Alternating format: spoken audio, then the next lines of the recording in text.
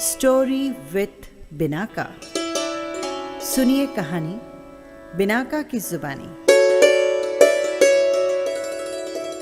तो लीजिए, हाजिर है तीर्थंकर चरित्र श्रृंखला में 5वें तीर्थंकर भगवान सुमतिनाथ की कहानी। विनीता नगरी के मेघरथ राजा की पत्नी का नाम था सुमंगला देवी।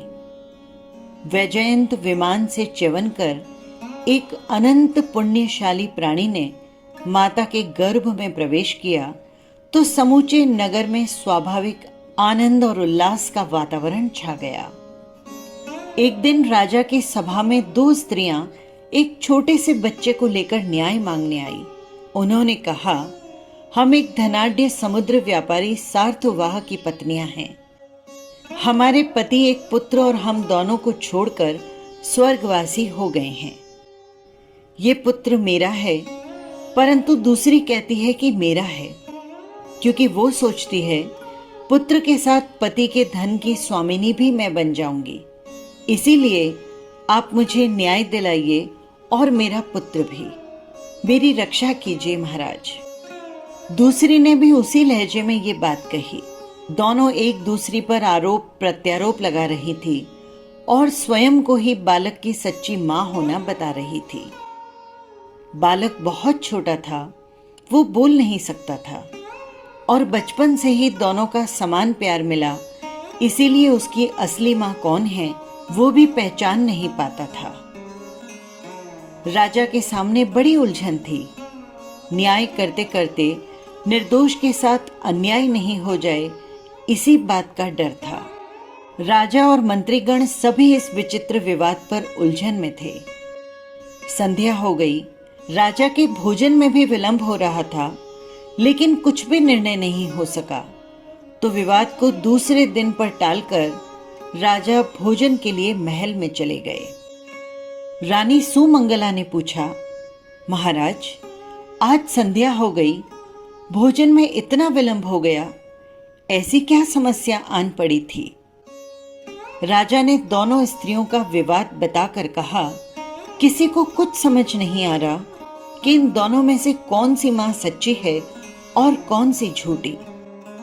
महारानी ने हंसकर कहा, महाराज, स्त्रियों का विवाद तो हम स्त्रियों को ही निपटाने दीजिए ना। ये काम मुझे सौंप दीजिए, मैं सही निर्णय कर दूंगी। दूसरे दिन राज्यसभा में स्वयं महारानी पधारी दोनों महिलाओं के सामने उपस्थित हुई। दोनों की बोलचाल भाव भंगिमा इतनी सहज और इतनी समान थी कि रानी भी उनका झूठ नहीं पकड़ सकी। तब रानी ने कहा, मां 2 हैं और बालक 1 है। बालक का बंटवारा हो नहीं सकता। हमारी होने वाली संतान भव्यात्मा है। जब उसका जन्म हो जाएगा तब हम उसी से पूछकर तुम्हारे विवाद का निर्णय करेंगे। तब तक ये बालक राजकीय संरक्षण में रहेगा और इसके पिता की संपत्ति भी राजकीय संरक्षण में रहेगी। उस समय तक तुम दोनों को प्रतीक्षा करनी होगी।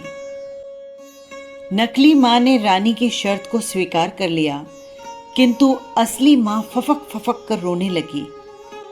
नहीं नहीं, मेरे पुत्र से मुझे अलग मत कीजिए। इतने समय तक मैं अपने पुत्र का मुंह देखे बिना नहीं जी सकूंगी। आप चाहें तो मेरा पुत्र भी इनको दे दें और सारी संपत्ति भी। बस मेरी नजरों के नीचे बालक रहेगा तो मेरा मन भरा रहेगा। मात्र हृदय की पीड़ा को रानी समझ गई और उन्होंने निर्णय दिया, पहली मां नकली है, उसे कारागार में बंद कर दिया जाए। उसे पुत्र का मोह नहीं, धन का लोभ है और इस असली मां को सम्मान पूर्वक उनका पुत्र सौंप दिया जाए। रानी के निर्णय ने सभा को चकित कर दिया। नकली मां ने राजसभा से क्षमा मांगी। रानी ने वैशाख शुक्ला अष्टमी के दिन महान भाग्यशाली पुत्र को जन्म दिया। समूचे संसार में जैसे आनंद और सद्विचारों की किरणें फैल गई। माता के मन पर बालक की अवस्थिति का प्रभाव देखकर राजा ने घोषणा की कि ये बालक सबको सुमति यानी सद्बुद्धि देने वाला है, अतः इसका नाम सुमति कुमार रखना चाहिए। युवावस्था में सुमति कुमार का विवाह हुआ। उसके पश्चात राज्याभिषेक कर उनके पिता ने दीक्षा ले ली। अनेक वर्षों तक राज्य करने के बाद सुमति कुमार ने अपने पुत्र को राज सौंपकर 1000 व्यक्तियों के साथ दीक्षा ग्रहण कर ली। 20 वर्ष तक ध्यान, तप और साधना करने के पश्चात चैत्र शुक्ला 11 को उन्हें केवल्य ज्ञान प्राप्त हुआ।